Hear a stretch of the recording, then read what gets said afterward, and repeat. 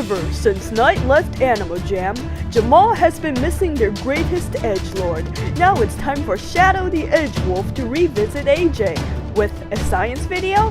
That's anticlimactic ass. Hey, what's up bandits? And today we are revisiting a game I haven't touched in a while. Because today we are talking about phantoms. Yes, those black eyeballs with legs which we throw fruits at, shoot darts at, and then whack them on the head with a mallet, then wonder why they hate us. But today, we are talking about how these balls of abomination can fly if they're in real life, or if they can fly at all. In the game, phantoms interact with matter and gravity like a normal creature. They get trapped behind obstacles and fall towards the direction of gravity. Because air is matter and phantoms normally fall towards gravity, they do follow some laws of physics. I know much of Animal Jam is based off of magic, from phantoms to alphas to jammers to plants. But what if we just assume that magic is not a part of the equation?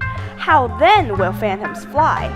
In the game, phantoms are seen swimming through the air and using their tentacles to push them forwards. That means that their flying ability can be compared with that of a fish or a hot air balloon. It is possible that phantoms have an organ similar to a swim bladder that expands to move up and shrinks to move down. But this would only work if the phantoms themselves are extremely light. So on a windy day, we should expect them to blow away like plastic bags tumbling through the air. Forget about chomper plants and boom seeds, arm yourselves with some fans and those nasty phantoms will stay away. However, this theory is soon destroyed by the fact that phantoms have one gigantic eyeball that takes up their body, leaving little room for other organs. And, given the fact that air bladders should be pretty large in size, there's just no room for it.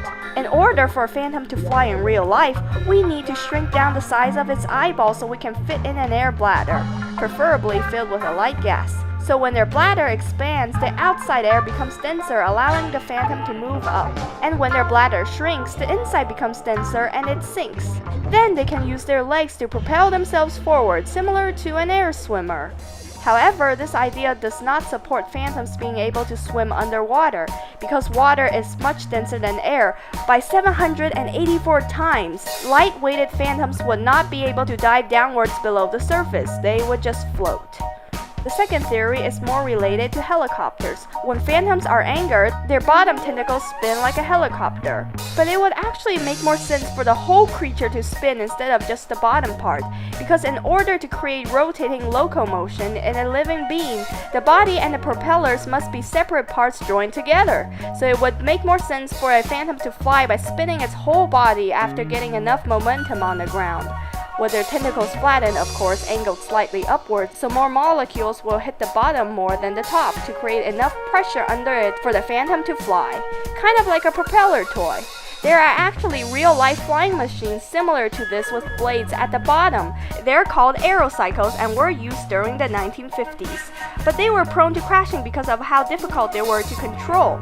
In this theory, the phantoms can certainly enjoy having a heavier body and be able to swim underwater. But the problem is that the phantoms can only stay in the air for so long before they lose their speed. Phantoms certainly do not have a body suited for flying like a bird.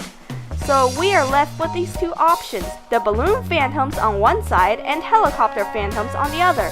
Which one do you find more appealing, and which side will you join? If you have other ideas for how a phantom can fly, please post them down below. Thanks for watching, and a shout out to Priscilla for this fan art.